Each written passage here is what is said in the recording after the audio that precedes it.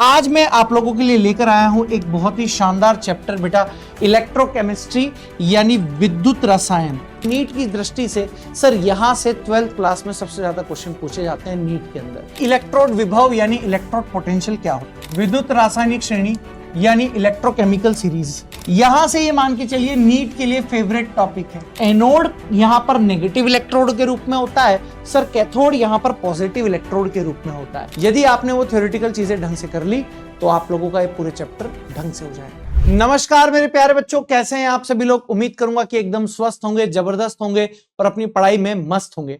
तो बेटा आज मैं आप लोगों के लिए लेकर आया हूं एक बहुत ही शानदार चैप्टर बेटा, इलेक्ट्रोकेमिस्ट्री यानी विद्युत रसायन। इलेक्ट्रोकेमिस्ट्री यानी मेरे प्यारे बच्चों आप लोगों के पास यहां पर चैप्टर है सर विद्युत रसायन। और सर इस चैप्टर की खास बात यह है कि सर अगर मैं आप लोगों से कहूं कि नीट की दृष्टि से सर यहां से 12th क्लास में सबसे ज्यादा क्वेश्चन पूछे जाते हैं नीट के अंदर। यहां का जो एवरेज है वो 2 क्वेश्चन है, लेकिन अधिक से अधिक 3 क्वेश्चन यहां पर आप लोगों के पास पूछे जा सकते हैं। यानी सर अगर मैं नीट के पॉइंट ऑफ व्यू से यहां पर आप लोगों के पास बात कर दूं तो 2 से 3 क्वेश्चन यहां पर 110% आप लोगों के पास तय है।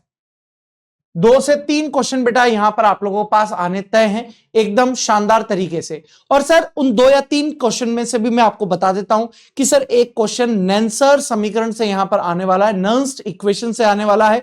दूसरा क्वेश्चन यहां पर आप लोगों के पास तुल्यांक की चालकता, मोलर चालकता या फिर कोलराउस के नियम से आने वाला है। और जो तीसरा क्वेश्चन आप लोगों के पास आएगा वो आप लोगों के पास आएगा, याद है आपको, एक ही प्रकार के सेल के जो विद्युत वाहक बल आप लोगों के पास होते हैं उनकी गणना। तो ये 3 क्वेश्चन के फिक्स हैं बेटा यहां से पैटर्न कि इन तीनों क्वेश्चंस की वैरायटी से ही यहां पर आप लोगों के पास ज्यादातर क्वेश्चन पूछे जाते हैं। तो आइए बेटा बिना समय बर्बाद किए हुए मैं आप लोगों को यहां पर पहला टॉपिक डिस्कस कराना चाहता हूं। और आइए वो पहला टॉपिक क्या है सर, आखिर ये जो इलेक्ट्रोकेमिस्ट्री है ये कहना क्या चाहती है आप लोगों से। ठीक है, जरा इसको यहां पर समझने की कोशिश कीजिए मेरे प्यारे बच्चों कि आखिर ये इलेक्ट्रोकेमिस्ट्री आप लोगों के पास क्या कहना चाह रही है। अगर मैं आप लोगों से इलेक्ट्रोकेमिस्ट्री की बात करूं तो सर यहां पर ये 2 वर्ड से मिलकर बना हुआ है। कौन कौन से 2 वर्ड, एक होगा आप लोगों के पास इलेक्ट्रिक और एक वर्ड होगा बेटा आप लोगों के पास केमिस्ट्री यानी केमिकल। यानी सर यहां पर ये 2 वर्ड से मिलकर आप लोगों के पास बना हुआ है। एक होगा बेटा आप लोगों के पास इलेक्ट्रिकल एनर्जी, इलेक्ट्रिकल एनर्जी, और एक वर्ड यहां पर आप लोगों के पास क्या होगा मेरे दोस्त, केमिकल एनर्जी। यानी सर विज्ञान की ऐसी शाखा जिसमें इलेक्ट्रिकल एनर्जी यानी विद्युत ऊर्जा और केमिकल एनर्जी यानी रासायन ऊर्जा के अंतर परिवर्तन का अध्ययन किया जाता है, सर यहां पर आप लोगों के पास इलेक्ट्रोकेमिस्ट्री कहलाता है। ठीक है, तो बड़ा ही आसान सा यहां पर आप लोगों के पास डेफिनेशन है। तो मैं यहां पर क्या लिख सकता हूं, जरा ध्यान से देखने की कोशिश कीजिए कि भैया रसायन विज्ञान की ऐसी शाखा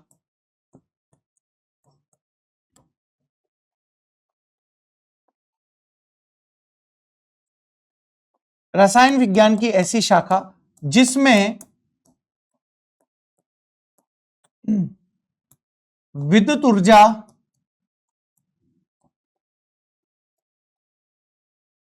व रासायनिक ऊर्जा के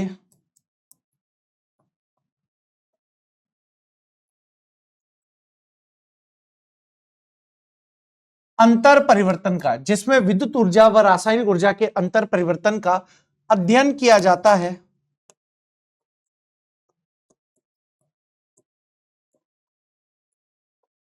अध्ययन किया जाता है, आप लोगों के पास यहां पर इलेक्ट्रोकेमिस्ट्री यानी विद्युत रसायन कहलाता है। ये तो बहुत बेसिक से डेफिनेशन हो गई जो आप लोगों को पता भी होगी। सर इसके आगे का पॉइंट यहां पर क्या है, जरा उस पॉइंट को यहां पर समझने की कोशिश कीजिए। सर इसके आगे का पॉइंट यहां पर है कि सर आखिर जो विद्युत ऊर्जा आप लोगों के पास बन रही है या जो इलेक्ट्रिकल एनर्जी यहां पर बन रही है वो किससे बन रही है, वो बन रही है बेटा धारा के प्रवाह से। और सर जो केमिकल एनर्जी है वो किससे बन रही है सर रसायनों के बीच में या रसायनों से या रसायनों की सांद्रता में परिवर्तन से। ठीक है, तो अगर मैं यहां पर लिखना चाहूं कि भाई विद्युत ऊर्जा आप लोगों के पास कैसे बन रही होगी, तो आप बोलेंगे सर धारा के प्रवाह से, धारा के प्रवाह से आप लोगों के पास यहां पर विद्युत ऊर्जा बन रही होगी। और सर अगर मैं आप लोगों के पास केमिकल एनर्जी की बात करूं तो आप कहेंगे कि ये किससे बन रही होगी? सर ये रासायनिक परिवर्तन से बन रहे होंगे।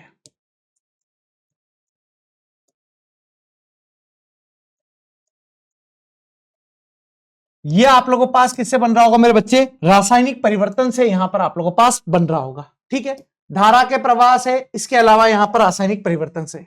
सर अगला पॉइंट जो यहां पर है कि सर ये जो आप लोगों के पास धारा का प्रवाह हो रहा है, चाहे रासायनिक परिवर्तन हो रहे हैं, तो सर यहां पर आप लोगों के पास जो इस प्रवाह का यहां पर संवहन करते हैं या इस प्रवाह को यहां पर चलाते हैं, उसके लिए दो प्रकार के चालक की यहां पर आवश्यकता होगी। तो मैं यहां पर क्या लिख रहा हूं? धारा के प्रवाह के लिए दो प्रकार के चालकों की आवश्यकता है। यहां पर मैं बोल सकता हूं धारा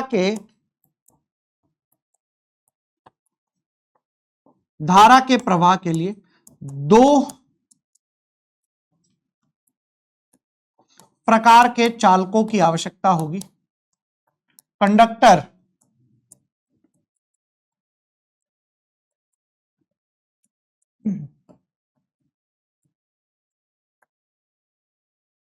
दो प्रकार के चालकों की आवश्यकता यहां पर होती है।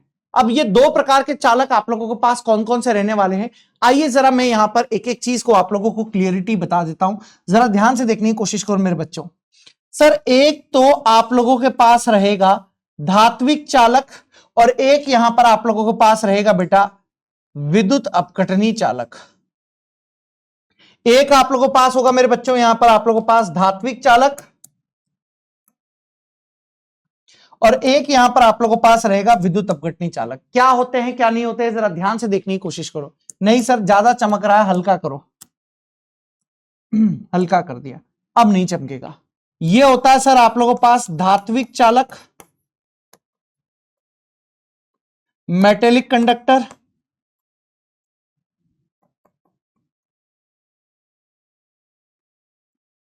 और एक होता है यहां पर विद्युत अपघटनी चालक।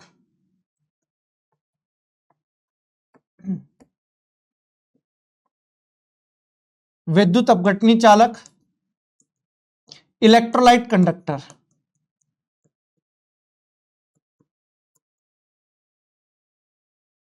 Electrolytic conductor. अब सर क्या होता है, क्या इनके पॉइंट्स होते हैं, जरा इनके पॉइंट्स यहां पर समझने की कोशिश कीजिए। सर धात्विक चालक में धारा का प्रवाह, एक एक पॉइंट को देखने की कोशिश कीजिए। सर धात्विक चालक में जो धारा का प्रवाह आप लोगों के पास होता है, यह मुक्त इलेक्ट्रॉन के द्वारा होता है। धारा का प्रवाह किसके द्वारा होता है मेरे बच्चे? सर मुक्त इलेक्ट्रॉन के द्वारा होता है। यहां पर आप लोगों के पास धारा का प्रवाह किसके द्वारा होगा? सर धारा का प्रवाह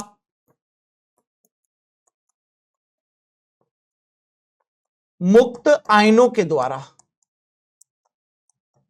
धारा का प्रवाह मुक्त आयनों से होगा। ठीक है मेरे बच्चों। सर सेकंड पॉइंट जो यहां पर आप लोगों को देखना है कि सर यहां पर आप लोगों के पास जो चालकता होती है वो बहुत अधिक होती है। इसकी जो चालकता होती है मेरे बच्चे, वो आप लोगों के पास बहुत अधिक होती है। सर यहां पर क्या पॉइंट लिखा जाएगा बेटा? इसकी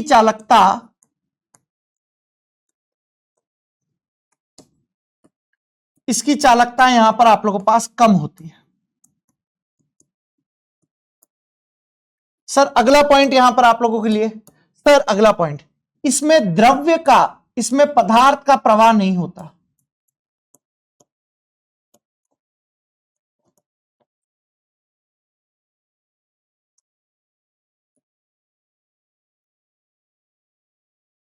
पदार्थ की मूवमेंट नहीं होती। सर यहां पर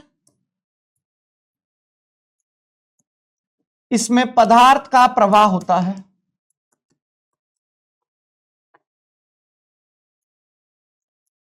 इसमें पदार्थ का प्रवाह होता है। सर अगला पॉइंट यहां पर आप लोगों के पास क्या होगा? मालिक जरा देखने की कोशिश कीजिए। सर इसमें रासायनिक परिवर्तन नहीं होते।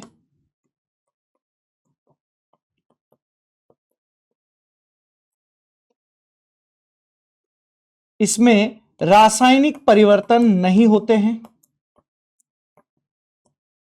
यहां पर आप क्या पॉइंट लिखोगे? सर इसमें रासायनिक परिवर्तन होते हैं।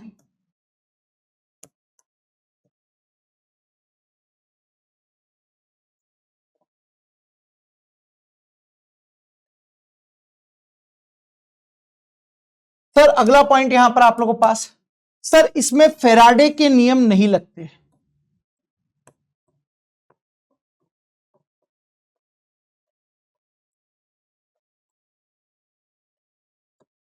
इसमें फेराडे के नियम,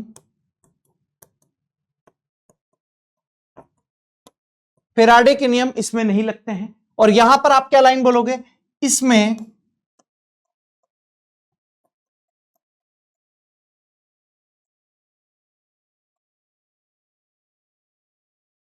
फेराडे के नियम लगते हैं। तो ये मैंने आप लोगों को आज धात्विक चालक और विद्युत अपघटनी चालक के बारे में यहां पर कंप्लीट जो भी आप लोगों के पास पॉइंट है वो सारे पॉइंट यहां पर कवर करा दिए। ठीक है, तो ये बेसिक बेसिक चीजें जो थी ये मैंने पूरी आप लोगों को कंपेयर करके बता दी। सर अब यहां पर जो दूसरा पॉइंट आता है निकलकर वो होता है बेटा आप लोगों के पास इलेक्ट्रोड पोटेंशियल क्या होता है। ठीक है, जो दूसरा पॉइंट आप लोगों के पास होता है वो क्या है, जरा देखने की कोशिश कीजिए। इलेक्ट्रोड पोटेंशियल या इलेक्ट्रोड विभव।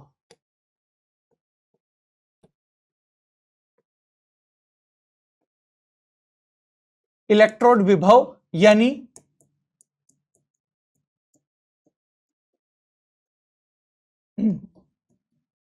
Electrode potential. जरा ध्यान से देखने की कोशिश करो यहां पर कि इलेक्ट्रोड विभव यानी इलेक्ट्रोड पोटेंशियल क्या होता है। जरा इसको इस कंसेप्ट से समझने की कोशिश कीजिए मेरे दोस्तों। अगर मैं आप लोगों से यहां पर बोलूं कि मान लीजिए सर मैंने एक कंटेनर यहां पर आप लोगों के पास लिया हुआ है कुछ इस प्रकार से,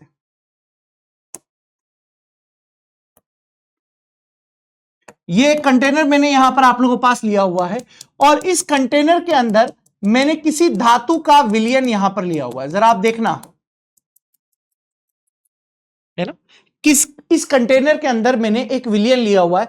जैसे मान लीजिए मैंने यहां पर लिया हुआ है ZnSO4 का विलयन, मैंने ZnSO4 का लिया हुआ है।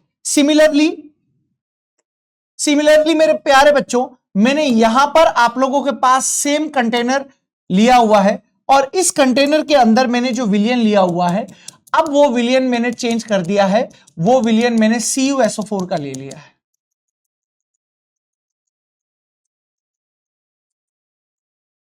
वो मैंने यहां पर किसका ले लिया मेरे बच्चे, CuSO4 का ले लिया है। ठीक है, अब ये जो मैंने यहां पर विलयन लिया हुआ है आप लोगों के पास जिंक का और कॉपर का बने हुए, इन दोनों विलयनों में जिंक और कॉपर से यहां पर बनी हुई छड़ को डुबो देना है। जरा आप लॉजिक को समझते हुए चलिएगा। यानी मेरे बच्चे अगर मैं आप लोगों से बोलूं कि यहां पर मैंने जिंक की रॉड डाल दी है और मालिक मैंने यहां पर आप लोगों के पास सर कॉपर की रॉड डाल दी है।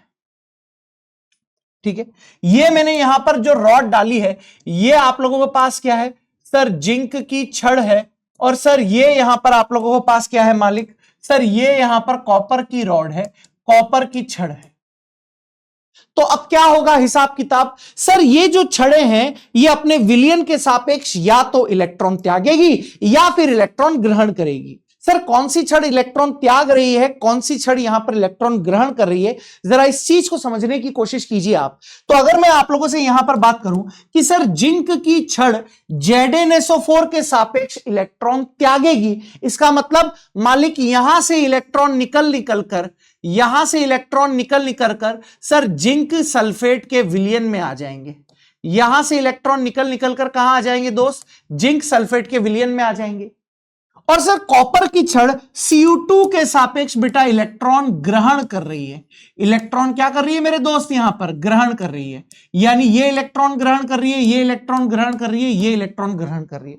तो आप मुद्दे की बात समझ चुके हो कि आखिर इलेक्ट्रोड विभव का मतलब क्या है। सर जिंक की छड़ जब इलेक्ट्रॉन त्याग रही है तो उस पर इलेक्ट्रॉन की कमी हो रही है। सर ZnSO4 के पास इलेक्ट्रॉन आ रहे हैं तो जिंक SO4 में इलेक्ट्रॉन की अधिकता हो रही है। सर एक तरफ कमी है एक तरफ अधिकता है, इसका मतलब वहां पर एक प्रकार का पोटेंशियल डिफरेंस बन चुका है। सिमिलरली सर CuSO4 में इलेक्ट्रॉन की कमी हो रही है जबकि जिंक की छड़ पर इलेक्ट्रॉन आ रहे हैं। तो CuSO4 में इलेक्ट्रॉन की कमी, जिंक की छड़ पर कॉपर की छड़ पर इलेक्ट्रॉन की अधिकता, तो यहां पर भी एक प्रकार का पोटेंशियल डिफरेंस आ जाएगा और जो पोटेंशियल डिफरेंस आता है उसी को ही इलेक्ट्रोड पोटेंशियल हम लोग कह देते हैं। तो अगर मैं सिंपल सी बात लिखना चाहूं आप लोगों के पास तो क्या पॉइंट लिखना चाहता हूं, जरा समझने की कोशिश कीजिए, जरा समझने की कोशिश कीजिए। यहां पर क्या पॉइंट लिखना चाह रहा हूं, जब जिंक की छड़ को जब जिंक की छड़ को ZnSO4 के विलयन में ZnSO4 के विलयन में डुबोया जाता है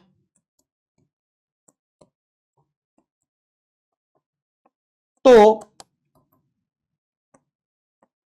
जिंक की छड़ ZnSO4 के सापेक्ष जिंक की छड़ ZnSO4 के सापेक्ष इलेक्ट्रॉन का त्याग करती है,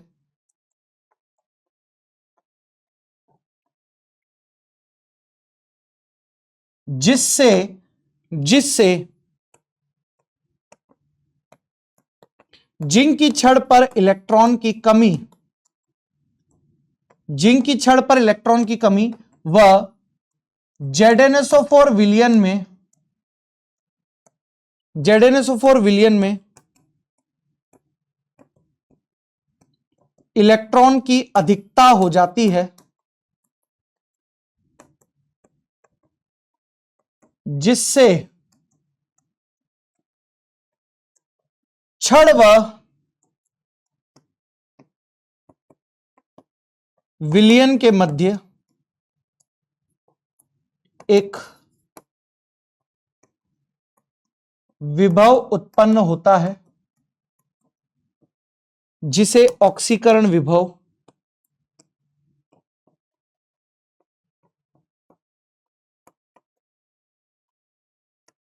या ऑक्सीडेशन पोटेंशियल कहते हैं, जिसे ऑक्सीकरण विभव या फिर ऑक्सीडेशन पोटेंशियल कहते हैं। यहां तक का हिसाब किताब क्लियर हो गया? यहां तक का हिसाब किताब क्लियर हो गया? यस। और यहां तक का हिसाब किताब अगर क्लियर है तो अगला पॉइंट जरा यहां पर समझने की कोशिश करो, क्या लॉजिक आप लोगों को पास होगा। जब कॉपर की छड़ को CuSO4 के बने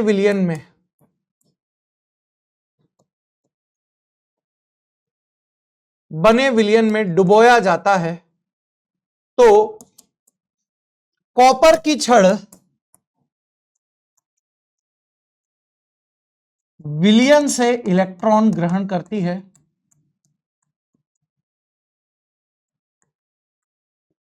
जिससे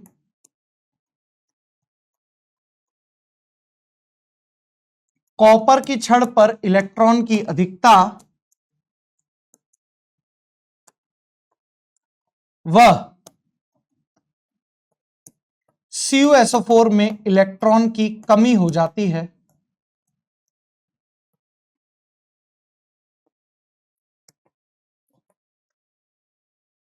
जिससे छड़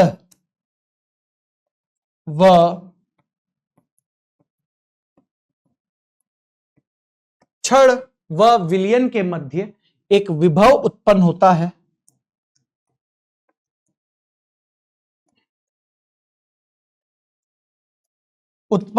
है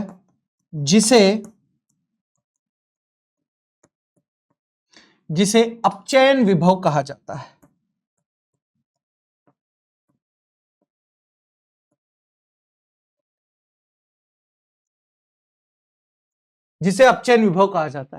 क्या इतना पॉइंट क्लियर है आप लोगों के पास? क्या इतना पॉइंट यहां पर क्लियर है? यस। अब अगला पॉइंट है कि इलेक्ट्रोड विभव को प्रभावित करने वाले कारक कौन कौन से हैं। अगला पॉइंट यहां पर मेरे बच्चों जो आप लोगों को पास है वो क्या है कि सर इलेक्ट्रोड विभव को प्रभावित करने वाले कारक। तो मैं यहां पर लिख दे रहा हूं,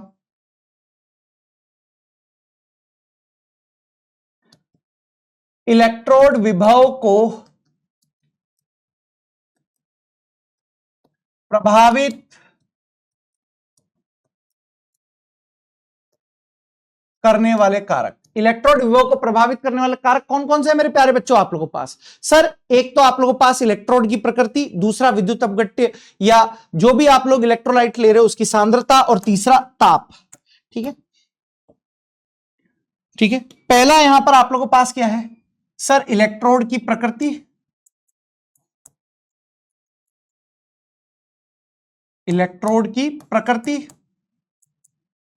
दूसरा यहां पर आप लोगों के पास विलयन की सांद्रता,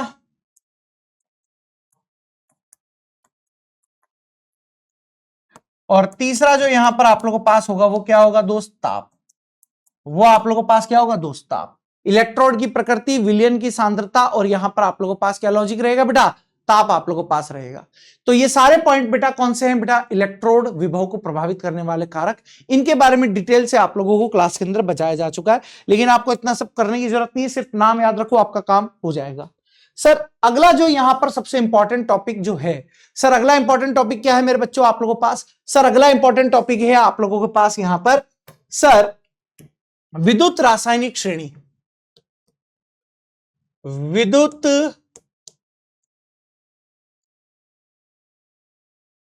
विद्युत रासायनिक श्रेणी यानी इलेक्ट्रोकेमिकल सीरीज।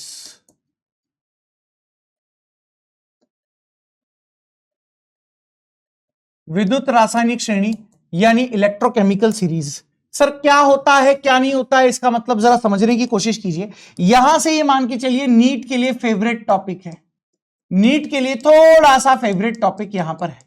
अब सबसे पहले आप लोगों को विद्युत रासायनिक श्रेणी पता होनी चाहिए कि आखिर विद्युत रासायनिक श्रेणी होती क्या है। तो मेरे बच्चों जरा ध्यान से देखने की कोशिश करो, मैं यहां पर आप लोगों को लिख के दे रहा हूं क्या क्या पॉइंट है। सर ली के बाप से काका ने, ली के बाप से काका ने मांगा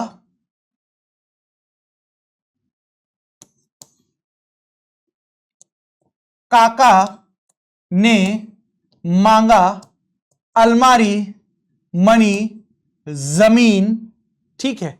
इसके बाद car, fridge, CD player, cooler, नहीं तो शादी, शादी पोस्टपोन्ड है, CU, HG, AG, PT, AU, ठीक है। इसके अलावा सर यहां पर I2, सर Br2, सर यहां पर आप लोगों के पास Cl2, इसके बाद F2, ठीक है। ये आप लोगों के पास यहां पर लॉजिक है, ये आप लोगों के पास लॉजिक है। अच्छा ये एक चीज याद रखिएगा सर, ये यहां पर आप लोगों के पास क्या है सर, नॉन मेटल यानी अधातु है। नॉन मेटल, नॉन मेटल यानी आप लोगों के पास क्या है मालिक, अधातु यहां पर आप लोगों के पास है। नॉन मेटल यानी अधातु। बाकी का जितना भी हिसाब किताब आप लोगों के पास दिया गया है वो सारा का सारा क्या है मेरे दोस्त, धातु है। बाकी का सर अगर मैं आप लोगों से यहां पर बात करूं, जरा ध्यान से देखते हुए चलिएगा, जैसे जैसे मैं आपको बताता जा रहा हूं वैसे वैसे ध्यान से देखते हुए चलिए। सर अगर मैं आप लोगों से यहां पर बात करूं कि यदि आप यहां से यहां जा रहे हो, यदि आप यहां से लेकर यहां जा रहे हो बेटा, इस तरीके से, इस तरीके से जा रहे हो, इस तरीके से, इस तरीके से, इस तरीके से अगर जा रहे हो, ठीक है, इस तरीके से अगर आप जा रहे हो, ट्रिक क्या है मैं आपको बता भी देता हूं। ट्रिक यहां पर क्या है मैं आपको बता भी देता हूं बेटा, जरा देखने की कोशिश करो। यहां पर क्या लिखोगे, देखो यहां पर लिखोगे आप ली के बाप से काका ने मांगी अलमारी, मनी, जमीन, ठीक है, car, fridge, CD player, cooler, नहीं तो शादी पोस्टपोन्ड है, शादी पोस्टपोन्ड है। इसको याद रखेंगे आप CHAPA से, इसको याद रखेंगे छापा, इसको याद कैसे रखोगे दोस्त, छापे से, ठीक है। अब जो पॉइंट मैं आप लोगों को यहां पर लिखा देना चाहता हूं वो पॉइंट जरा समझने की कोशिश करना। मैं एक बहुत शानदार शानदार पॉइंट आप लोगों के पास लिखवा रहा हूं।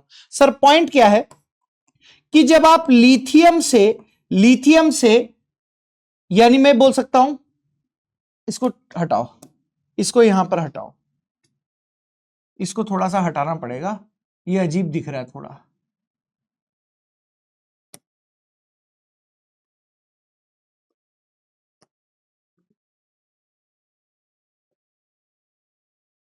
थोड़ा अजीब दिख रहा है, इसको हटाओ।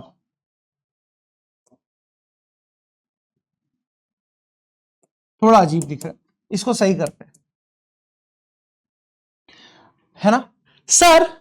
अगर मैं आप लोगों से बात करूं कि भाई इलेक्ट्रोकेमिकल सीरीज में टॉप टू डाउन जाने पर, ये यहां पर टॉप है और ये डाउन है, ये चीज याद रखना, ये टॉप है और ये यहां पर क्या है बेटा, बॉटम है।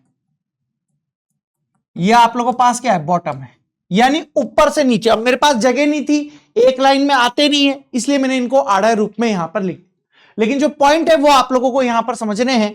कंसेप्ट जो मैं आप लोगों को यहां पर बताना चाहता हूं वो यहां पर अगले पेज पर, कंसेप्ट क्या है,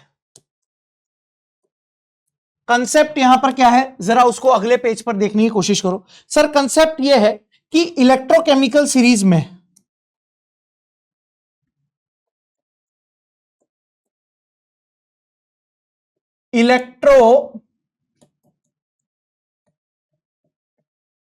इलेक्ट्रोकेमिकल सीरीज में लिथियम से एयू तक, अर्थात ऐसे लिखो, लिथियम से F2 तक, अर्थात टॉप टू बॉटम, अर्थात टॉप टू बॉटम आने पर, टॉप टू बॉटम आने पर क्या हो रहा है मेरे लाल, जरा समझने की कोशिश करो। सर ऊपर से नीचे आने पर, लिथियम से F2 अर्थात टॉप टू बॉटम आने पर आप लोगों के पास क्या हो रहा है मालिक, SRP। SRP का मतलब स्टैंडर्ड रिडक्शन पोटेंशियल। SRP यानी स्टैंडर्ड रिडक्शन पोटेंशियल यहां पर बढ़ रहा है। SRP का मतलब स्टैंडर्ड रिडक्शन पोटेंशियल यहां पर आप लोगों के पास बढ़ रहा है। अब भाई SRP अगर आप लोगों के पास बढ़ रहा है तो इसका मतलब सर आक्सीकारक क्षमता बढ़ रही है। आक्सीकारक क्षमता मेरे बच्चे आप लोगों के पास बढ़ रही है। और सर आक्सीकारक क्षमता अगर आप लोगों के पास बढ़ रही है तो स्वयं के अपचयित होने की प्रवृत्ति बढ़ रही है। स्वयं के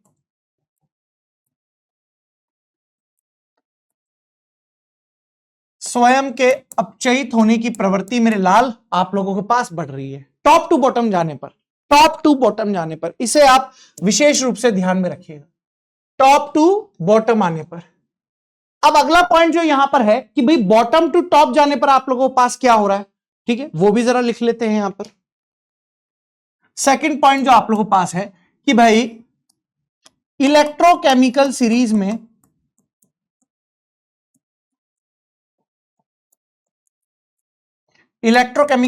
में बॉटम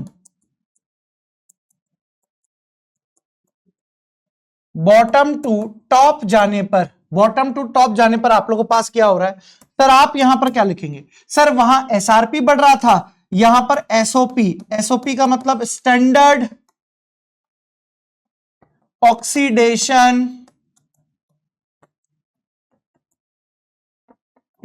ऑक्सीडेशन पोटेंशियल यहां पर आप लोगों के पास बढ़ेगा। सर जब SOP बढ़ेगा तो सर यहां पर अपचायक क्षमता आप लोगों के पास बढ़ेगी, यहां पर आप लोगों के पास अपचायक क्षमता बढ़ेगी, यानी सर यहां पर आप लोग क्या लिखोगे सर, स्वयं के ऑक्सीकृत होने की प्रवृत्ति, स्वयं के ऑक्सीकृत होने की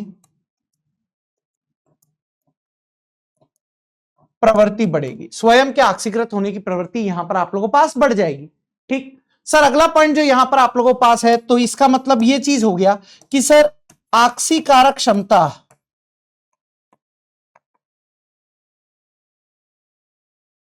ऑक्सीकारक क्षमता directly proportional to SRP and inversely proportional to SOP। यह आप लोगों के पास लॉजिक हो गया यहां पर, ठीक है। इसके अलावा सर यहां पर अगर अपचायक क्षमता की बात करूं, अब चायक क्षमता की अगर बात कर लूं तो सर ये एसओपी और इनवर्सली प्रोपोर्शनल टू 1/SRP यहां पर आप लोगों के पास होगा, ये आप लोगों के पास लॉजिक यहां पर होगा। ठीक है, ये यहां पर आप लोगों के पास क्या रहेगा दोस्त, लॉजिक आप लोगों के पास रहेगा। क्या इतना लॉजिक आप लोगों के पास क्लियर है? यस। अभी और पॉइंट है सर, तीसरा यहां पर इंपॉर्टेंट पॉइंट आप लोगों के पास क्या रहने वाला है, जरा सुनते हुए चलिए। सर इलेक्ट्रोकेमिकल सीरीज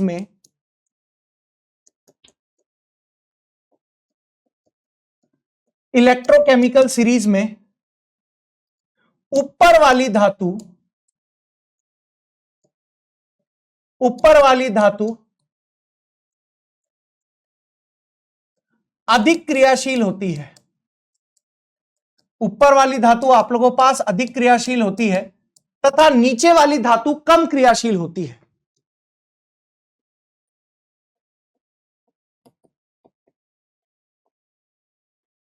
नीचे वाली धातु आप लोगों के पास कम क्रियाशील होती है। इसका मतलब एक सीधा सा लॉजिक यहां पर आप लोगों के पास है, ऊपर वाली धातु नीचे वाली को हटा देगी। यानी मैं यहां पर क्या लिख सकता हूं, ऊपर वाली धातु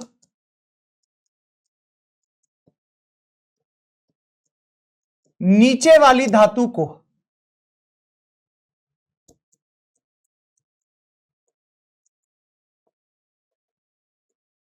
विस्थापित कर देती है। ऊपर वाली धातु नीचे वाली धातु को विस्थापित कर देती है। जैसे मैं यहां पर आप लोगों से बात करूं कि sir zinc plus CuSO4, zinc plus CuSO4 ये रिएक्शन में करा रहा हूं। दूसरी तरफ मैं आप लोगों से यहां पर कैसी रिएक्शन कराना चाह रहा हूं भाई, Cu प्लस जिंक SO4, दो रिएक्शन मैंने आपको दे दी, जिंक प्लस CuSO4 और Cu प्लस ZnSO4, ये यहां पर आप लोगों को पास दे दी। तो सर पॉइंट यहां पर आप लोगों के पास क्या रहेगा, जरा देखने की कोशिश करो। सर ये ऊपर वाली है, जो जिंक यहां पर आप लोगों के पास है ये यहां पर ऊपर वाली है, और सर यहां पर जो Cu है ये आप लोगों के पास नीचे वाली है।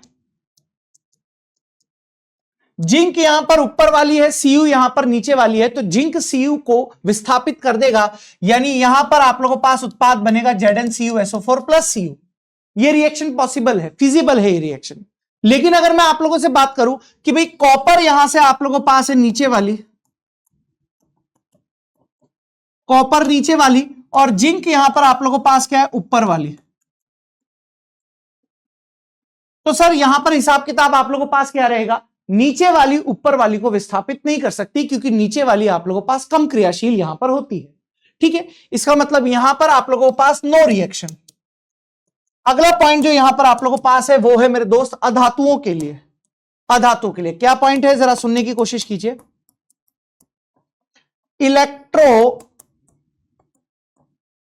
इलेक्ट्रोकेमिकल सीरीज में, पॉइंट समझना, इलेक्ट्रोकेमिकल सीरीज में ऊपर वाली अधातु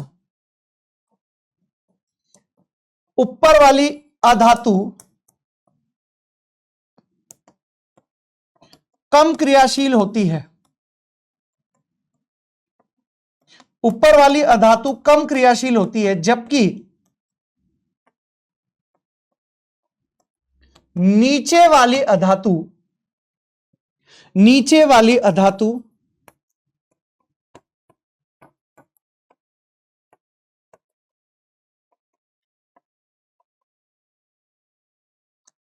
अधिक क्रियाशील होती है। अतः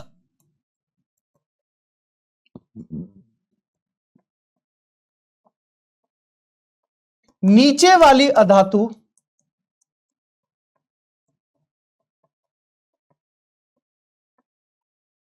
ऊपर वाली अधातु को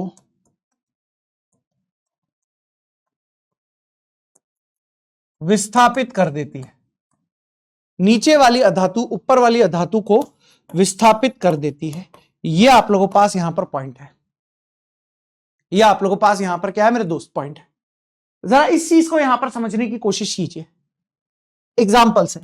जैसे मैं आप लोगों से बात कर रहा हूं यहां पर कि भाई Cl2 प्लस 2 KBr और अगला एग्जांपल ले रहा हूं मैं आप लोगों के पास Br2+2KCl। तो आप बताइए जरा टेबल में देखकर कि भाई Br2 ऊपर है, Cl2 नीचे है। Br2 ऊपर है और Cl2 क्या है मेरे बच्चे आप लोगों के पास नीचे है। तो Cl2 आप लोगों के पास हाईली रिएक्टिव रहेगी। Cl2 यहां पर आप लोगों के पास क्या रहेगी मेरे बच्चे, ये हाईली रिएक्टिव है, अधिक क्रियाशील है। ये आप लोगों के पास अधिक क्रियाशील है, जबकि ये आप लोगों के पास क्या है मेरे बच्चे, कम क्रियाशील है।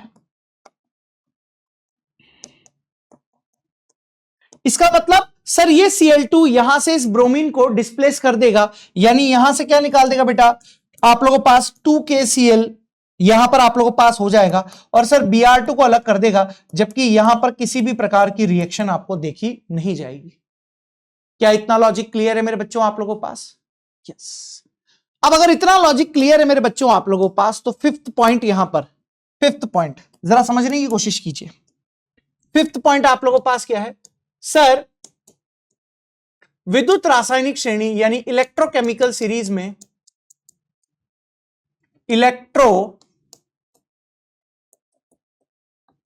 इलेक्ट्रोकेमिकल सीरीज में कॉपर से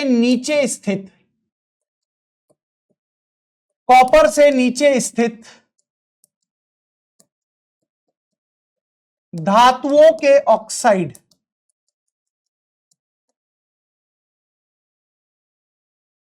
कॉपर से नीचे के स्थित धातुओं के ऑक्साइड अस्थायी होते हैं,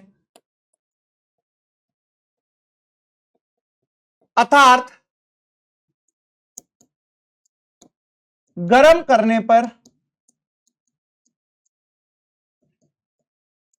धातु व ऑक्सीजन में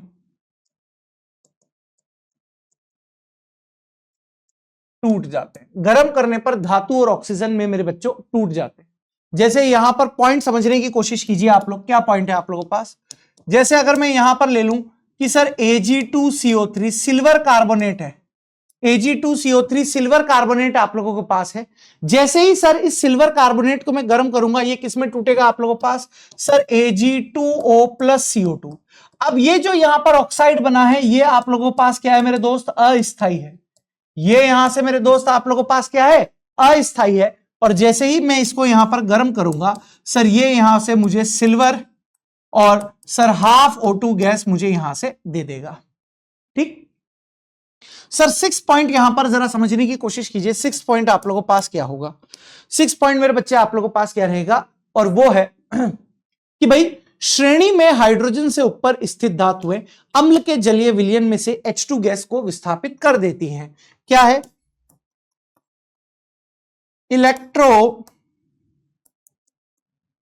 इलेक्ट्रोकेमिकल सीरीज में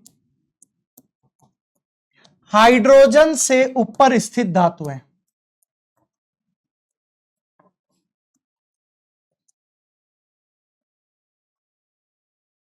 हाइड्रोजन से ऊपर स्थित धातुएं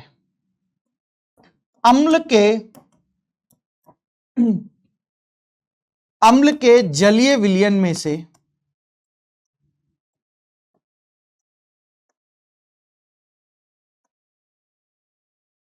H2 गैस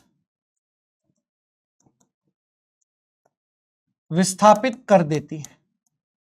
क्या इतना पॉइंट क्लियर हो गया आप लोगों के पास? यस। तो ये सारे के सारे पॉइंट हम लोगों ने किससे रिलेटेड पढ़ लिए मेरे दोस्त, इलेक्ट्रोकेमिकल सीरीज से रिलेटेड सारे के सारे पॉइंट हम लोगों ने पढ़ लिए।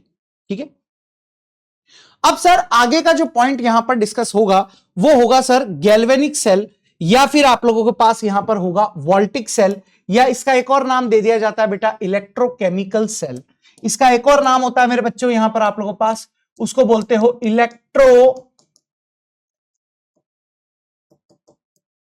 इलेक्ट्रोकेमिकल सेल, गैल्वेनिक सेल या फिर इलेक्ट्रोकेमिकल सेल। इसी डायग्राम से पूरी की पूरी रामायण में आप लोगों को यहां पर समझाने जा रहा हूं, जरा ध्यान पूर्वक समझने की कोशिश कीजिएगा। सर गैल्वेनिक सेल या फिर वोल्टिक सेल या फिर इलेक्ट्रोकेमिकल सेल, इसमें क्या हो रहा है बेटा आप लोगों के पास, इसमें क्या हो रहा है बेटा, रासायनिक ऊर्जा को विद्युत ऊर्जा में बदला जा रहा है, रासायनिक ऊर्जा को विद्युत ऊर्जा में यहां पर बदला जा रहा है। ठीक है सर, यहां पर जरा देखने की कोशिश करने की कोशिश कीजिएगा आप, क्या पॉइंट आप लोगों के पास है। भाई ये जो यहां पर पॉइंट आप लोगों के पास लिखा गया है सर, ये पॉइंट है आप लोगों के पास एनोड, एनोड ऑफ जिंक। ये है मेरे दोस्त नेगेटिव इलेक्ट्रोड। ये यहां पर आप लोगों के पास क्या है बेटा, नेगेटिव इलेक्ट्रोड। ध्यान से देखने की कोशिश कीजिए। यानी सर गैल्वेनिक सेल में सबसे पहले तो दो प्रकार के पात्र होते हैं। एक होता है बेटा आप लोगों के पास यहां पर एनोड और एक होता है कैथोड। सर एनोड यहां पर नेगेटिव इलेक्ट्रोड के रूप में होता है, सर कैथोड यहां पर पॉजिटिव इलेक्ट्रोड के रूप में होता है। सर एनोड में हम लोग यहां पर जिंक सल्फेट यानी ZnSO4 का विलयन भरते हैं और सर यहां पर CuSO4 यानी कॉपर सल्फेट का विलयन यहां पर भरते हैं। सर एक ट्रिक है बेहतरीन सी जिससे आप लोग याद कर सकते हो कि भैया यहां पर कौन सा क्या रहेगा। तो सर ट्रिक नंबर वन जो यहां पर है वो है लोन। ट्रिक नंबर वन जो आप लोगों के पास है वो क्या है मेरे प्यारे बच्चों, लोन।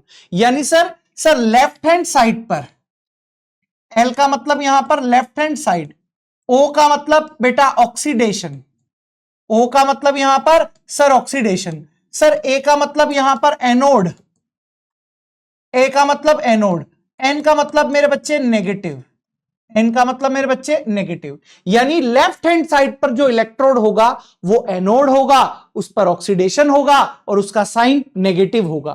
तो ये मैंने आपको ट्रिक से यहां पर बता दिया।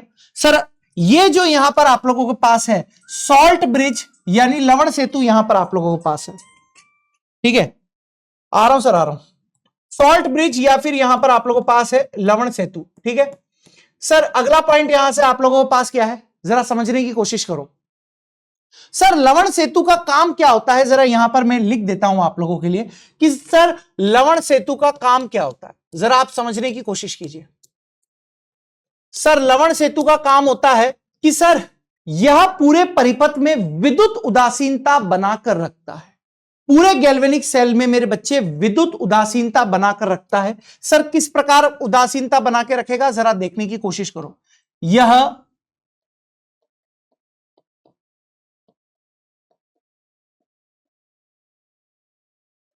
यह विद्युत उदासीनता को बनाए रखता है।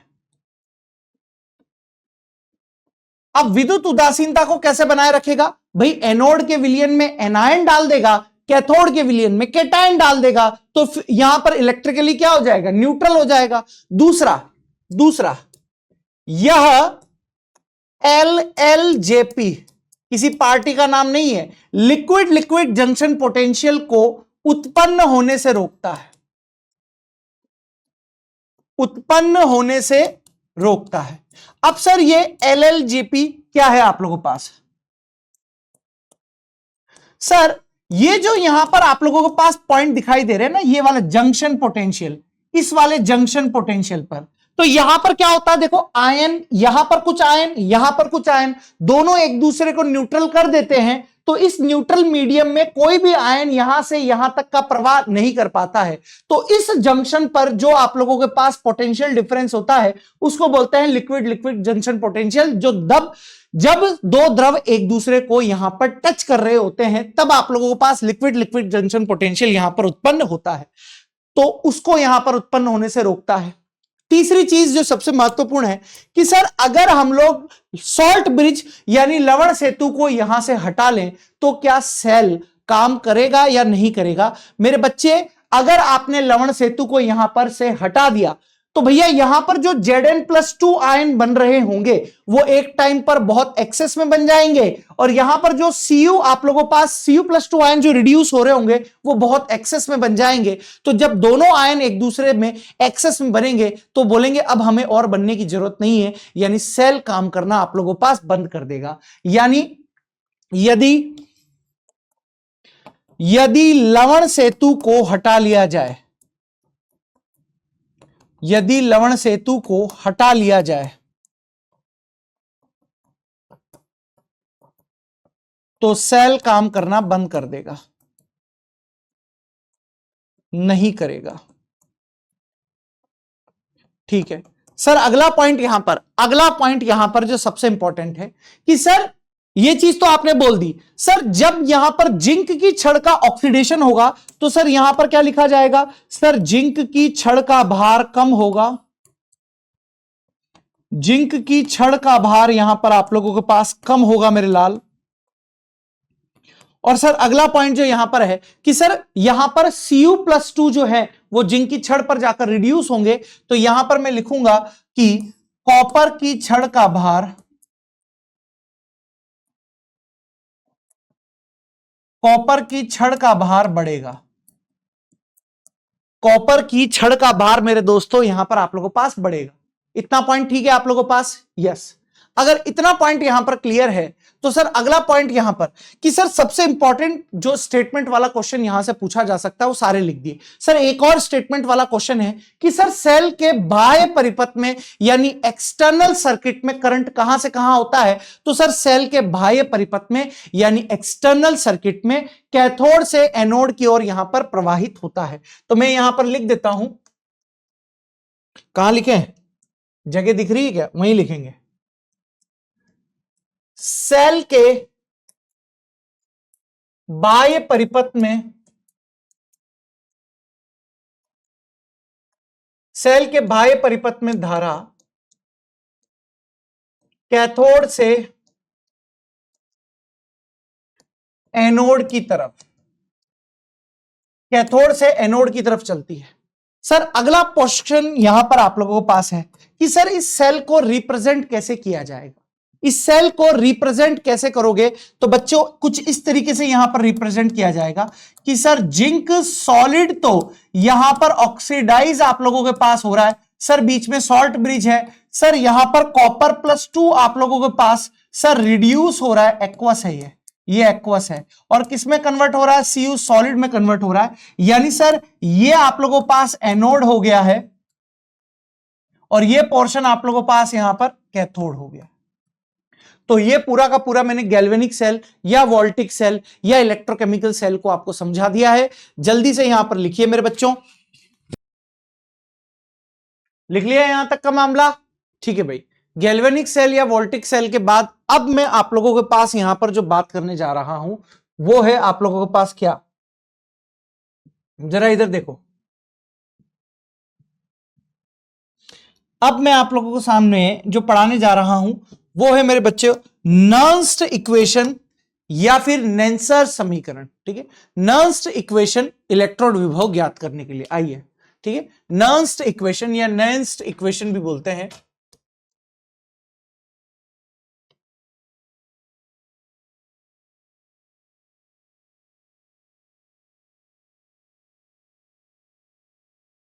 नर्न्स्ट समीकरण, नर्न्स्ट इक्वेशन। नर्न्स्ट समीकरण, नर्न्स्ट इक्वेशन क्या होता है मेरे बच्चों, क्या नहीं होता है, जरा यहां पर देखने की कोशिश करो नर्न्स्ट समीकरण को। बेटा अगर मैं नर्न्स्ट समीकरण की बात यहां पर आप लोगों के पास जरूर करूं तो किसी भी सेल का विद्युत वाहक बल ज्ञात करने के लिए जिस समीकरण का उपयोग किया जाता है वो नर्न्स्ट समीकरण यहां पर होती है।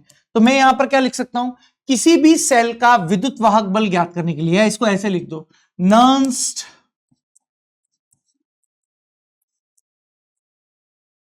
नर्न्स्ट समीकरण।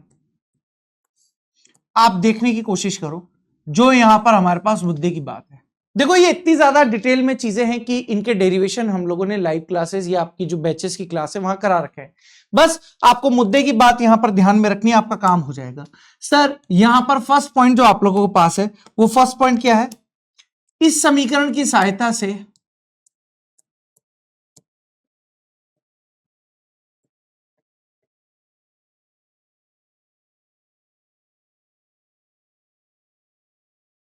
इस समीकरण की सहायता से किसी सेल का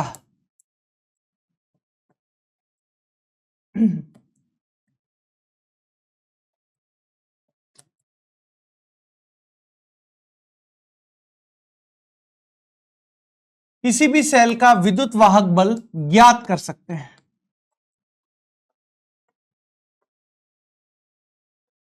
किसी भी सेल का विद्युत वाहक बल आप यहां पर ज्ञात कर सकते हो। ठीक है, अब समीकरण आप लोगों के पास यहां पर क्या थी क्या नहीं थी जरा देखने की कोशिश कीजिए।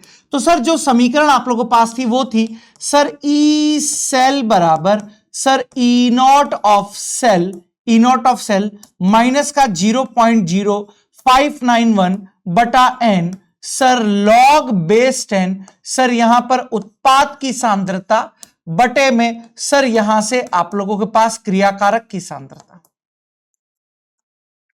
ठीक है मेरे बच्चों, ये आप लोगों के पास यहां पर फॉर्मूला है नर्स्ट इक्वेशन का। इसकी सहायता से बेटा आप किसी भी सेल के विद्युत वाहक बल का यहां पर मान ज्ञात कर सकते हैं।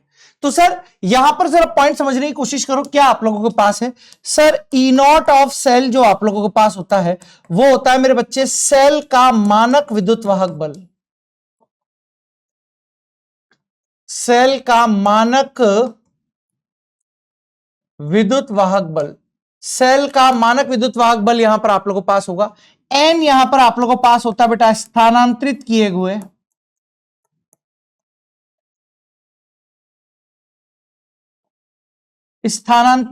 गए इलेक्ट्रॉन की संख्या, स्थानांतरित किए गए इलेक्ट्रॉनों की संख्या यहां पर आप लोगों के पास हो गया। ठीक है सर, इसको बोला जाता है मेरे बच्चे उत्पाद की सांद्रता।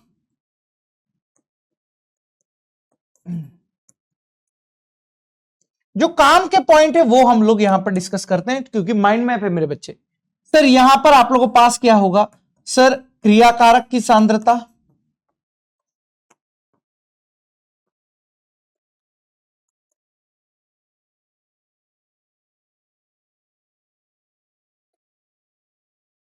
ठीक है ये हो गया। अब सर अगला पॉइंट यहां पर आप लोगों के पास क्या है कि सर मानक विद्युत वाहक बल आप कैसे ज्ञात करोगे। ई नॉट ऑफ सेल मेरे बच्चे यहां पर आप कैसे ज्ञात करोगे जरा देखने की कोशिश कीजिए। ई नॉट ऑफ सेल बराबर सर एनोड का ओपी, एनोड का ओपी प्लस कैथोड का आरपी, एनोड का ओपी प्लस कैथोड का आरपी, ये आप लोगों के पास होता है बेटा ई नॉट ऑफ सेल मानक विद्युत वाहक बल का फॉर्मूला। या मेरे बच्चे आप यहां पर एक और फॉर्मूला लिख सकते हो sir E naught of cell आप लोगों के पास यहां पर क्या होगा तो मेरे बच्चे आप यहां पर लिखोगे कैथोड का रिडक्शन पोटेंशियल, कैथोड का रिडक्शन पोटेंशियल माइनस एनोड का रिडक्शन पोटेंशियल। ये आप लोगों के पास बेटा सेल का विद्युत वाहक बल ज्ञात करने का फॉर्मूला हो गया।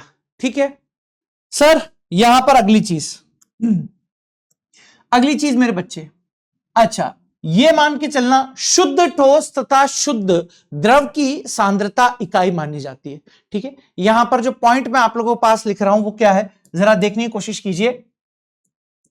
शुद्ध ठोस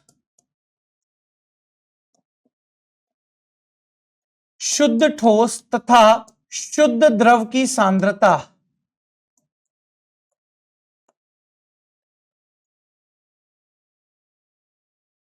इकाई मानी जाती है।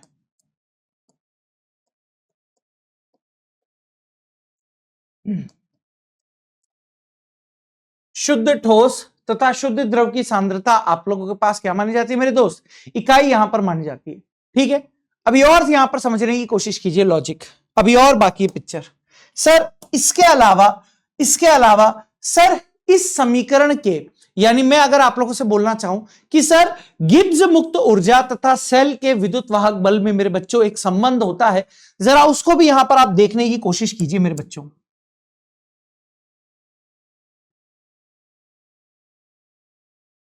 देखिए क्या समीकरण मेरे बच्चों आप लोगों के पास होगी क्या नहीं होगी जरा देखने की कोशिश कीजिए। पॉइंट है यहां पर आप लोगों के पास सेल के विद्युत वाहक बल तथा गिब्स मुक्त ऊर्जा में संबंध। सेल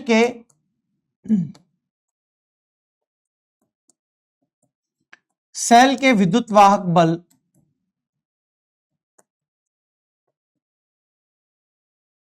तथा गिब्स मुक्त ऊर्जा में संबंध।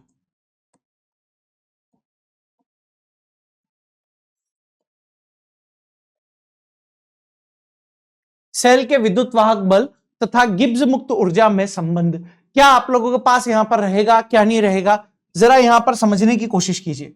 तो सबसे पहला पॉइंट अगर मैं आप लोगों के पास लिखना चाहूं तो पॉइंट यहां पर क्या है सर, डेल्टा जी बराबर आप लोगों के पास क्या होता है मेरे बच्चे, सर माइनस का NFE सेल यहां पर आप लोगों के पास, ठीक है। डेल्टा जी बराबर मेरे बच्चे यहां पर आप लोगों के पास क्या रहेगा सर, माइनस का NFE सेल यहां पर आप लोगों के पास रहेगा, NFE सेल।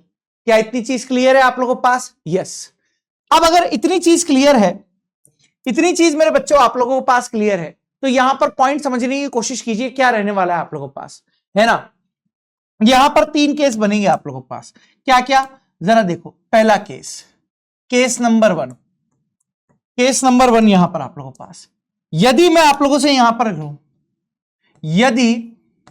यदि ई सेल जो आप लोगों के पास है वो मैंने यहां पर लिख दिया है पॉजिटिव है, यदि ई सेल बराबर आप लोगों के पास पॉजिटिव है तो आप यहां पर जरा देखने की कोशिश कीजिए क्या है फॉर्मूला सर, डेल्टा जी बराबर माइनस का NFE सेल है, ठीक है। अब ई सेल यहां पर आप लोगों के पास लिया हुआ मेरे बच्चे पॉजिटिव है, यानी डेल्टा जी बराबर सर नेगेटिव n, यहां पर वैल्यू आप पॉजिटिव रख दीजिए, पॉजिटिव नेगेटिव, यानी डेल्टा जी की वैल्यू मेरे लाल आप लोगों के पास नेगेटिव आ रही है, डेल्टा जी की वैल्यू मेरे लाल आप लोगों के पास क्या आ रही है, यहां पर नेगेटिव आ रही है। इसका मतलब एकदम साफ साफ है कि दी गई सेल अभिक्रिया,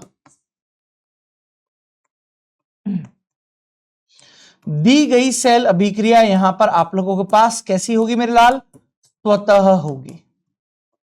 दी गई सेल अभिक्रिया आप लोगों के पास यहां पर कैसी रहने वाली है दोस्त, स्वतः रहने वाली है आपको, ठीक है। करेक्ट एक्सप्लेनेशन आपको पूरी की पूरी बैच में बता दी गई है, सिर्फ यहां पर मैं आपको हिंट दे रहा हूं कि आप लोगों को कैसे पहचानना रहेगा। सर आगे आइए सर, केस नंबर सेकंड यहां पर आप लोगों के पास क्या हो सकता है, केस नंबर सेकंड यहां पर देख लीजिए सर, केस नंबर सेकंड आप लोगों के पास है कि यदि ई सेल बराबर नेगेटिव हो जाए आप लोगों के पास, यदि ई सेल बराबर आप लोगों के पास नेगेटिव हो जाए, ठीक है, नेगेटिव है, तो यहां से आप लोगों के पास क्या लॉजिक बनेगा जरा देखने की कोशिश कीजिए। तो डेल्टा जी बराबर माइनस का NFE सेल, माइनस का NFE cell, sir E cell की वैल्यू यहां पर आप लोगों के पास क्या है मेरे दोस्त, नेगेटिव है,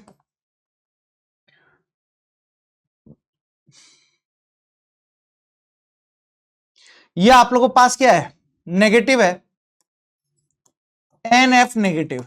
तो नेगेटिव नेगेटिव मिलकर यहां से आप लोगों के पास पॉजिटिव आप लोगों के पास हो जाएगा, नेगेटिव नेगेटिव मिलकर आप लोगों के पास क्या हो जाएगा मेरे दोस्त, पॉजिटिव यहां पर हो जाएगा। यानी मैं यहां पर क्या लिख सकता हूं, दी गई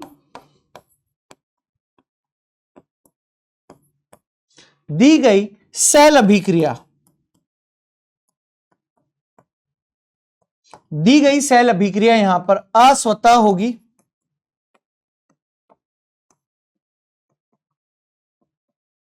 दी गई सेल अभिक्रिया यहां पर आप लोगों के पास क्या रहेगी मेरे दोस्त, अस्वतः रहेगी, तथा पश्च अभिक्रिया, पश्च अभिक्रिया यहां पर आप लोगों के पास स्वतः होगी,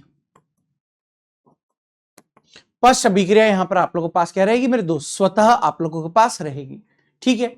सर यहां पर एक और चीज आप लोगों के पास है, क्या है जरा देखने की कोशिश कीजिए सर, केस थर्ड, केस यहां पर आप लोगों के पास थर्ड आ जाएगा, केस थर्ड, यदि मैं आप लोगों से बोलूं कि ई सेल यहां पर 0 हो गया है, ई सेल बराबर 0, तो डेल्टा जी बराबर भी 0, यानी सेल साम्य अवस्था में है, सेल साम्य अवस्था अर्थात काम करना बंद कर देगा,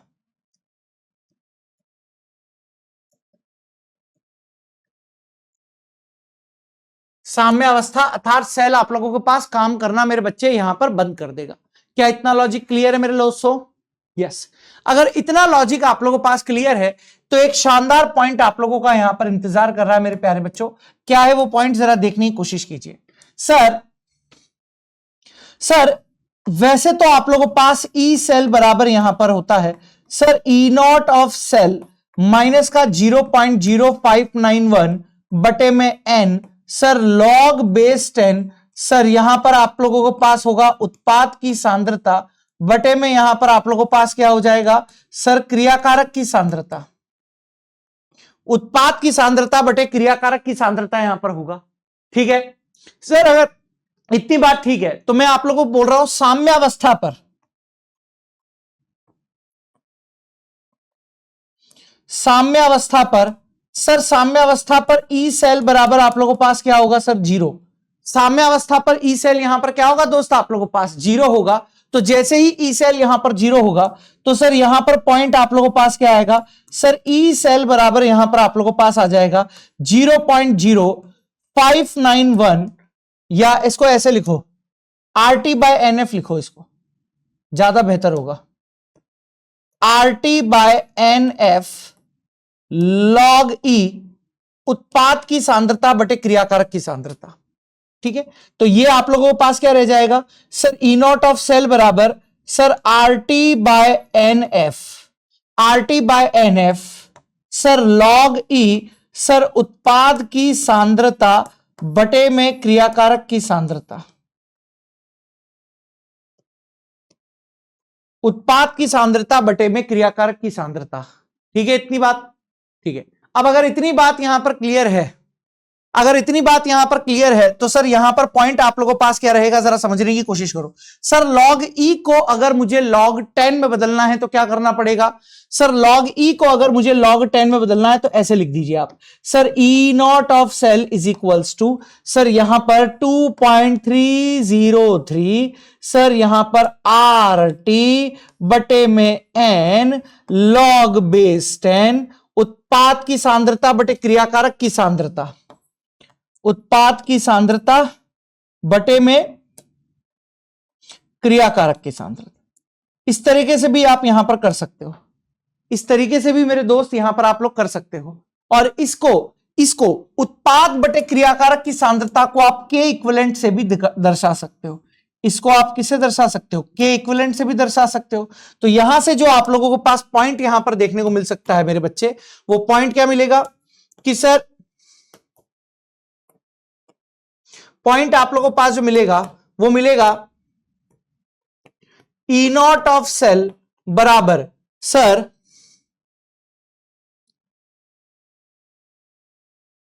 एक मिनट,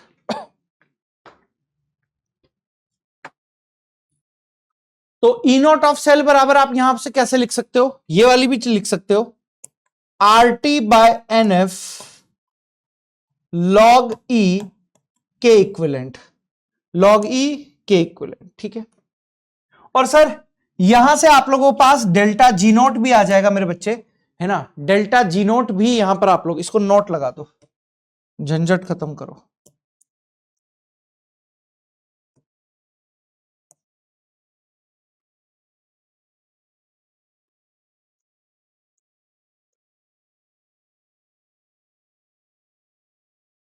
ठीक है, तो यहां से आप लोगों के पास एक और संबंध आ जाएगा, डेल्टा जी नोट बराबर माइनस का 2.303 sir R T log base 10 के इक्विवेलेंट।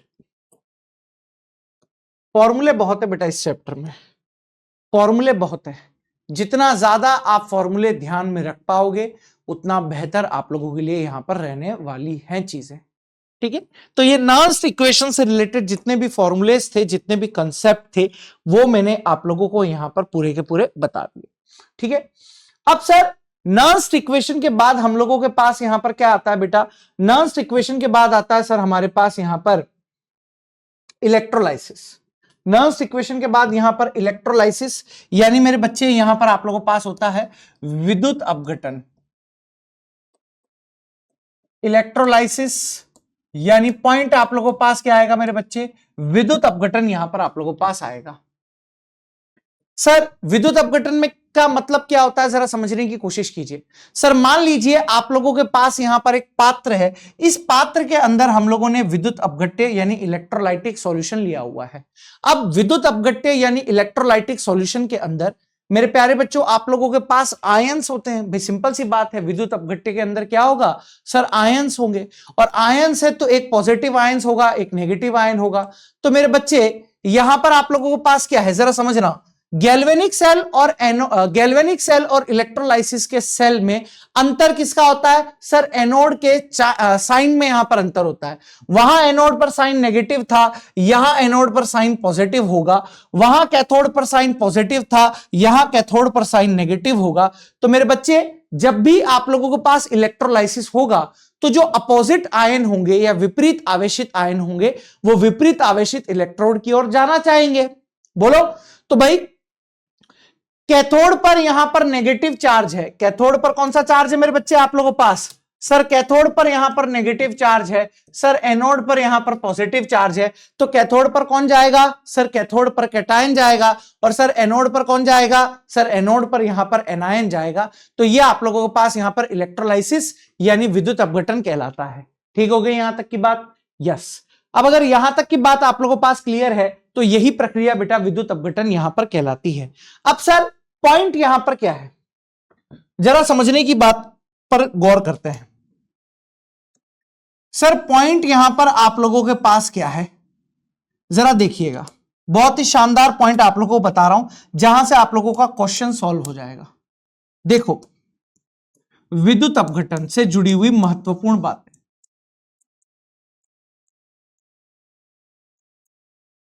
विद्युत अपघटन यानी इलेक्ट्रोलाइसिस से जुड़ी हुई महत्वपूर्ण बातें क्या आप लोगों के पास रहेगी क्या नहीं रहेगी, जरा समझने की बात यहां पर करते हैं। तो एक चीज यहां पर, यह चीज आप ध्यान में रखिएगा कि जो भी आप लोगों के पास इलेक्ट्रोलाइटिक सॉल्यूशन होते हैं,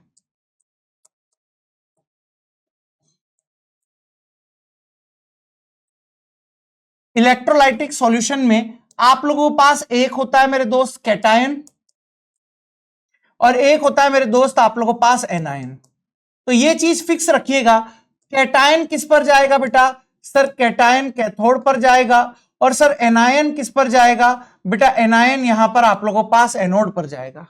कैटायन कैथोड पर जाएगा और एनायन यहां पर आप लोगों के पास एनोड पर जाएगा। ठीक है सर, अगला पॉइंट यहां पर आप लोगों के पास क्या है मेरे बच्चों, सर अगला पॉइंट है आप लोगों के पास, जरा समझने की कोशिश करो। सर विद्युत अपघटन को प्रभावित करने वाले कारक।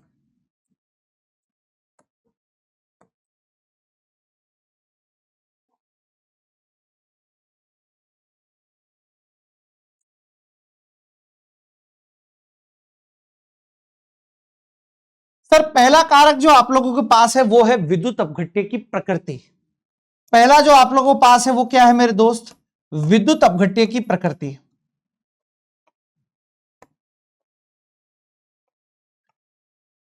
सर विद्युत अपघट्य की प्रकृति की अगर बात करूं तो स्ट्रॉन्ग इलेक्ट्रोलाइटिक सॉल्यूशन जो आप लोगों के पास होगा तो वो स्ट्रॉन्ग इलेक्ट्रोलाइटिक सॉल्यूशन में विद्युत धारा प्रवाहित करने पर ज्यादा आयंस बनेंगे और जब ज्यादा आयंस बनेंगे तो बेटा वो अपघटित भी यहां पर आप लोगों के पास ज्यादा होगा। ठीक है सर, दूसरी चीज यहां पर आप लोगों के पास क्या होगा सर, दूसरी चीज है बेटा आप लोगों के पास धारा के मान पर।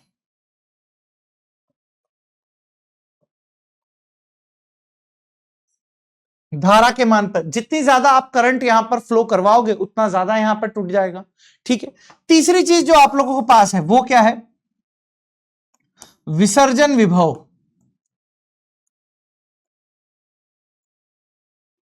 विसर्जन विभव यानी डिस्चार्ज पोटेंशियल।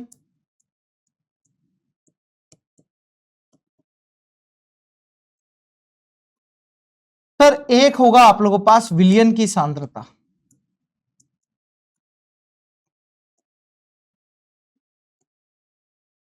विलयन की सांद्रता। तो विद्युत अपघट्य की प्रकृति और धारा का मान तो आप समझ ही गए हो। सर अगर कोई अधिक सांद्र वाला विलयन होगा या अधिक सांद्रता वाला विलयन होगा तो अधिक सांद्रता वाले विलयन में आयनों का प्रवाह आप लोगों के पास अच्छे से नहीं होगा, जबकि कम सांद्रता वाले विलयन में आयनों का प्रवाह अच्छे से होगा।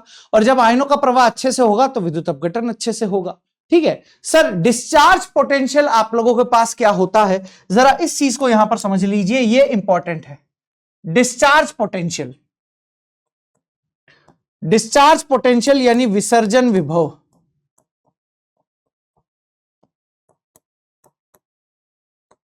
विसर्जन विभव यानी डिस्चार्ज पोटेंशियल।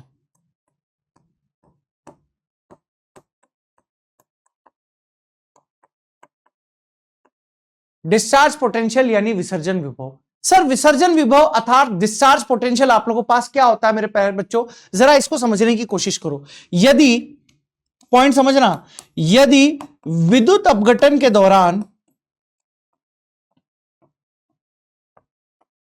यदि विद्युत अपघटन के दौरान एक से अधिक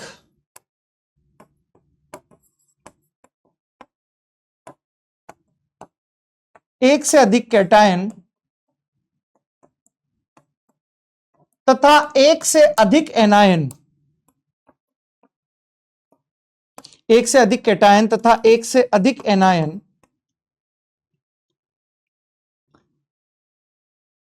बन रहे हों तो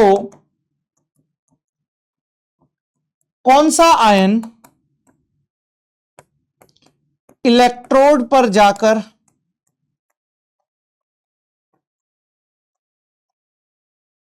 चिपकेगा,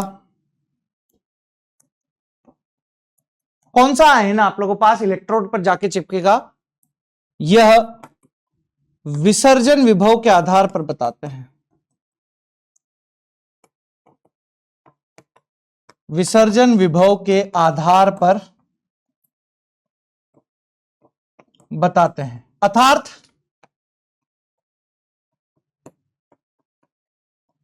जिस आयन का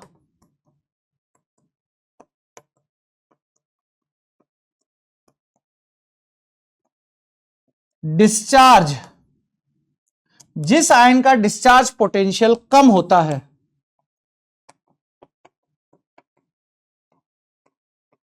वो आयन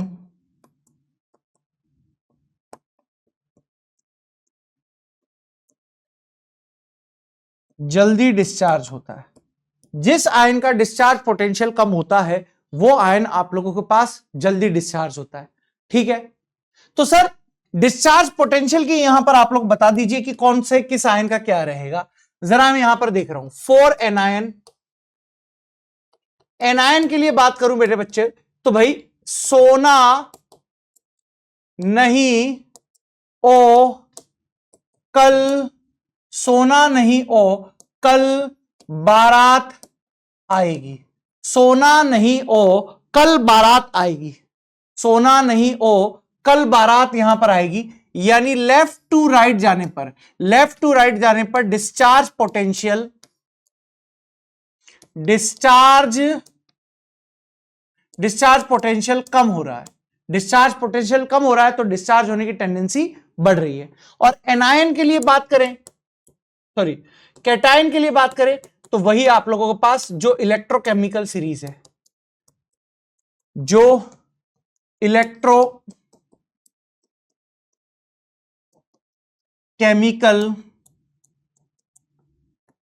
सीरीज का ऑर्डर है, जो इलेक्ट्रोकेमिकल सीरीज का ऑर्डर है वही आप लोगों के पास हो।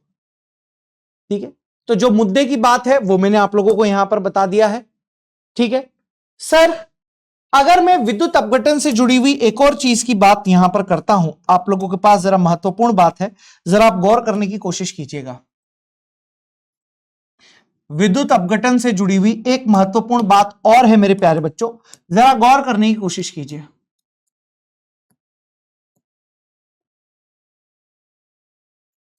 सर विद्युत अपघटन के दो आप लोगों के पास यहां पर बहुत ही शानदार रूल आप लोगों के पास है, और वो है फैराडे का प्रथम नियम, फैराडे का द्वितीय नियम।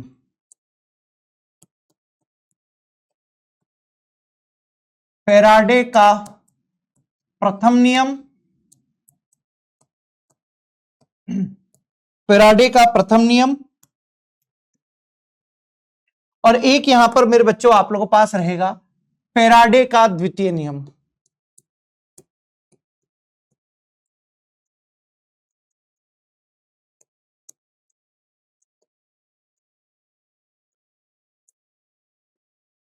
फैराडे का प्रथम नियम, फैराडे का द्वितीय नियम। क्या लॉजिक यहां पर आप लोगों के पास होगा, क्या नहीं होगा, जरा आप देखने की कोशिश कीजिए। सर फैराडे के प्रथम नियम की अगर बात करें तो आप लोगों के पास Z बराबर है ना, W बराबर यहां पर आप लोगों के पास क्या होता है बेटा, Q।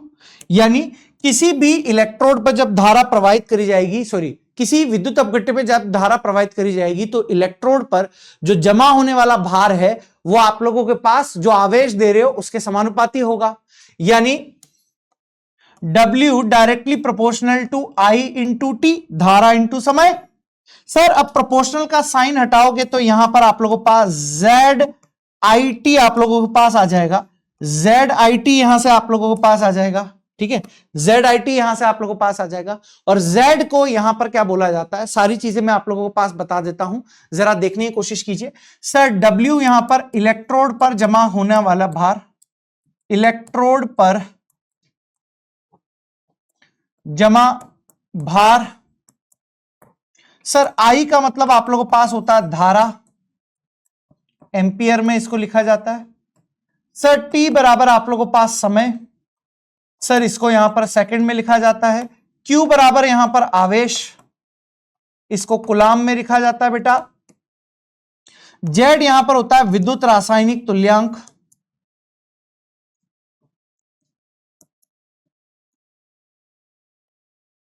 विद्युत रासायनिक तुल्यांक। और सर जेड बराबर आप लोगों के पास होता है E upon 96500, equivalent weight upon में 96500 आप लोगों के पास यहां पर होता है।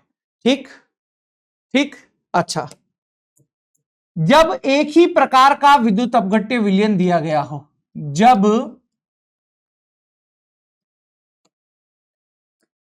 एक ही प्रकार का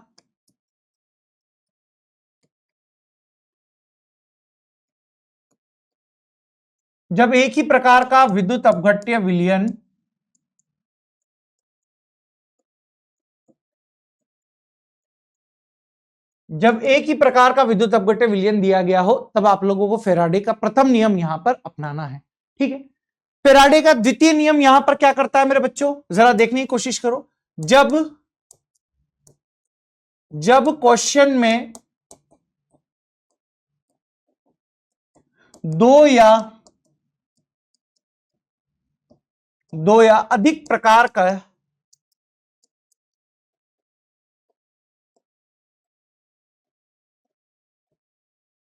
विद्युत अपघट्य के विलयन दिए गए हों,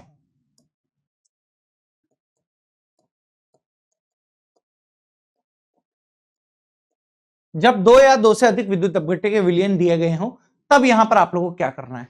तो भैया सिंपल सा हिसाब किताब है, तब आप लोगों को sir W1 divided by sir equivalent weight 1, sir W2 divided by equivalent weight of 2, इस तरीके से बेटा आगे की तरफ यहां पर आप लोगों के पास चलता जाएगा। ठीक है सर, अब दो कंसेप्ट यहां पर बेहतरीन से जो आप लोगों को यहां पर ध्यान में रखना है, दो कंसेप्ट बेहतरीन से आप लोगों को यहां पर ध्यान में रखने हैं। और वो कंसेप्ट आप लोगों के पास क्या है, जरा देखने की कोशिश कीजिए। सर 1 ग्राम तुल्यांक आवेश, या ऐसे लिखो,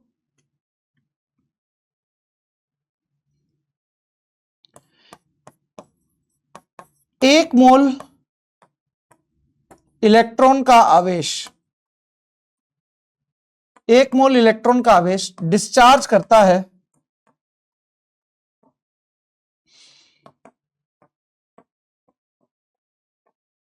या ऐसे लिखो, सीधा लिखो, 1 मोल इलेक्ट्रॉन का आवेश 1.6 इंटू 10 की पावर -19 इंटू 6 इंटू 10 की power 23 equals to 96500 coulomb, 96500 coulomb.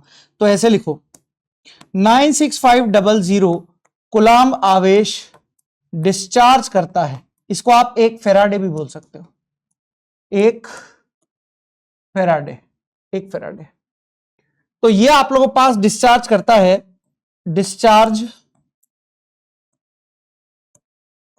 करता है 1 ग्राम तुल्यांक, 1 ग्राम तुल्यांक भार को। ठीक है, ये आप लोगों के पास हो गया बेटा यहां पर विद्युत अपघटन से जुड़े हुए जो महत्वपूर्ण फॉर्मूले आप लोगों के पास है। ठीक, सर इसके अलावा एक लास्ट पॉइंट और है जो इंपॉर्टेंट है बेटा, वो बताया जा रहा है। ऐसे तो बहुत बड़ा चैप्टर है, बहुत ही बड़ा चैप्टर है। जो लास्ट पॉइंट है जो आपके काम का है बेटा, नीट में फालतू की थ्योरी में नहीं लिख रहा हूं, जो काम की वही मैं आप लोगों के पास लिख रहा हूं। सर अब चालकता यहां पर आप लोगों के पास आएगा मेरे बच्चे। सर चालकता क्या रहती है क्या नहीं रहती है, जरा देखने की कोशिश करो। अब हम लोगों के पास जो वर्ड है वो है चालकता। चालकता, कंडक्टेंस,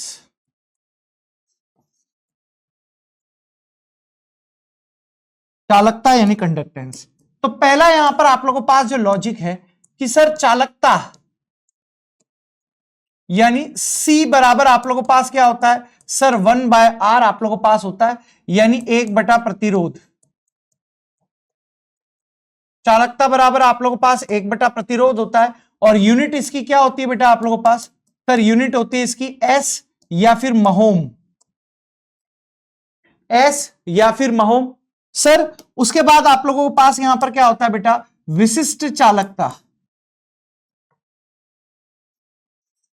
विशिष्ट चालकता जो आप लोगों के पास होता है वो होता है सर विशिष्ट प्रतिरोध 1/ρ,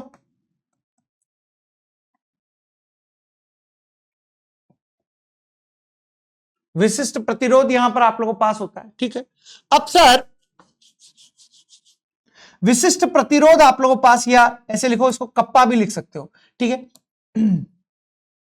कप्पा बराबर क्या होता है sir, 1/R into L/A। Kappa, इसको कप्पा बोलते हैं बेटा, इसको क्या बोलते हैं, कप्पा, कप्पा बोलते हैं। सर L/A को यहां पर सेल नियतांक भी कहते हैं।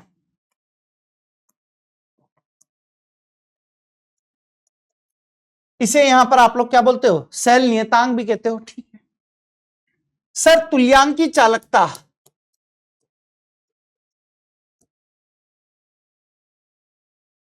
तुल्यांकी चालकता यानी इक्विवेलेंट कंडक्टेंस। तुल्यांकी चालकता यानी इक्विवेलेंट कंडक्टेंस का फॉर्मूला क्या होगा बेटा आप लोगों के पास, sir lambda equivalent is equals to kappa into 1000/n। Kappa into 1000/n आप लोगों के पास होगा। ठीक है, वहीं पर अगर मैं आप लोगों से मोलर चालकता की बात करूं,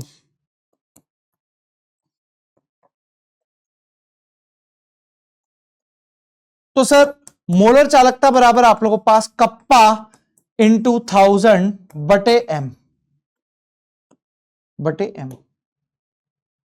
ठीक है, एक है कॉलराउस का नियम,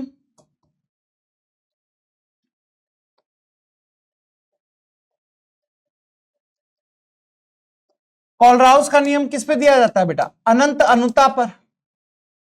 अनंत तनुता पर जो तुल्यांकी चालकता होती है वो अनंत तनुता पर कैटायन की तुल्यांकी चालकता और एनायन की तुल्यांकी चालकता के बराबर यहां पर होती है, क्योंकि अनंत तनुता पर जो आप लोगों के पास अपघटन होता है या पूर्ण वियोजन हो जाता है, पूर्ण वियोजन यहां पर आप लोगों के पास हो जाता है, अनंत तनुता पर किसी भी विद्युत अपघट्य का पूर्ण वियोजन हो जाता है।